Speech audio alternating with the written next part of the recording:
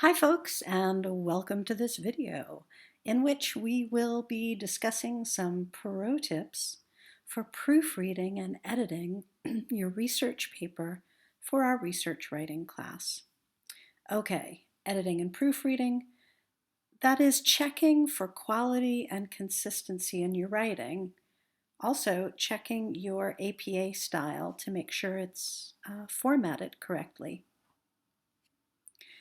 Editing and proofreading, the final frontier. First of all, what's the difference? A proofreader will look for misspellings, incorrect, missed punctuation, inconsistencies. So basically, proofreading is lower order in concern. Whereas editing, on the other hand, corrects issues at the core of writing, like sentence construction and language clarity. A thorough editing will help improve the readability, clarity, and tone of the text. So you could think of proofreading more as lower order and editing as higher order. Although it does depend on the kinds of issues and inconsistencies that there are. But hey, I've got two videos to show you within the video. But the question is, why is it important, nay, critical to do both? It is critical to do both. Why? Well, let's take a look. Okay, so the first video, how to edit, linked here. Drafting, editing, and proofreading. And it's part of the academic writing series. Is a handy walkthrough. It's 5 minutes long, and it basically walks you through the stages. The second video I have linked here. I'll include the links in the comments section of our video. Is located here. And the speaker walks us through the importance of proofreading. An excellent walkthrough.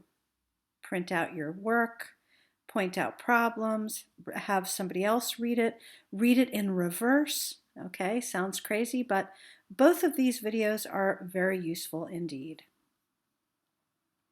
Now, back to our presentation. Editing tips. Well, as the video that I've just linked to points out, one tip is to read it out aloud to yourself or to a friend. Does it sound like English? Are there repetitive words or phrases? Does anything sound off? This is very useful because when you read it out loud to yourself, you tend to hear things that you don't necessarily see. Check for logic and linking, and get another opinion on it. Proofreading, again, more sort of the little accuracy details, can be done by actually using a spell check, a grammar checker in English, such as Grammarly. Check that every sentence has a subject and a verb, and that it's not a run-on or a fragment sentence. Quotations, are they correctly attributed according to APA style?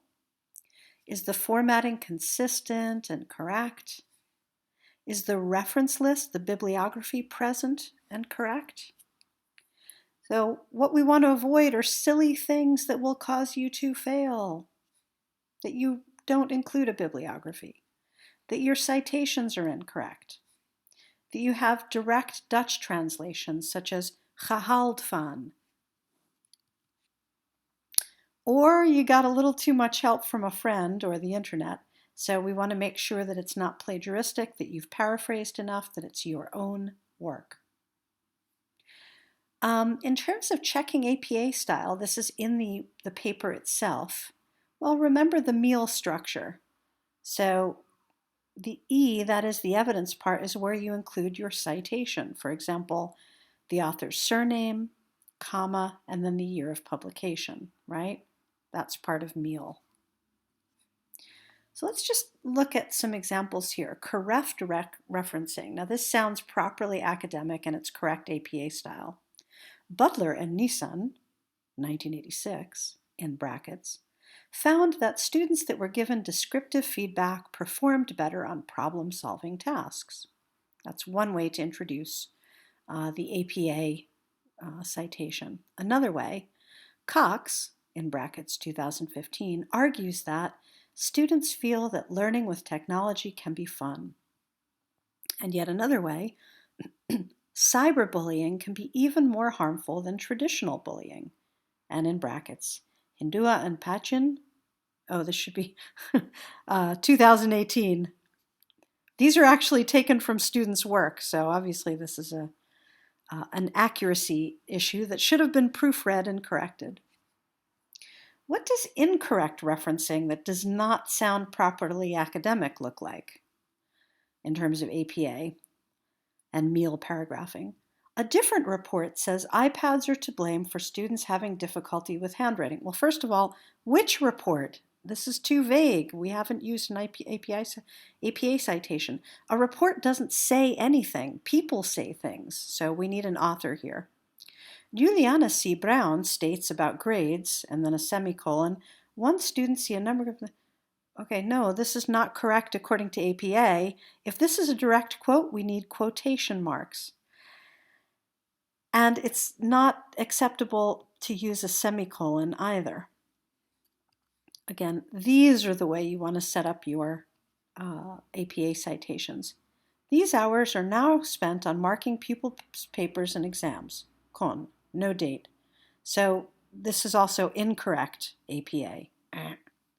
K. Sharp and B. Schwartz prove in a research that grading encourages cheating. There's no date here, and we do not need the first initial in an APA citation. Again, this is how you APA cite correctly, right? Just do this. I do hope this video has helped, and thank you for watching.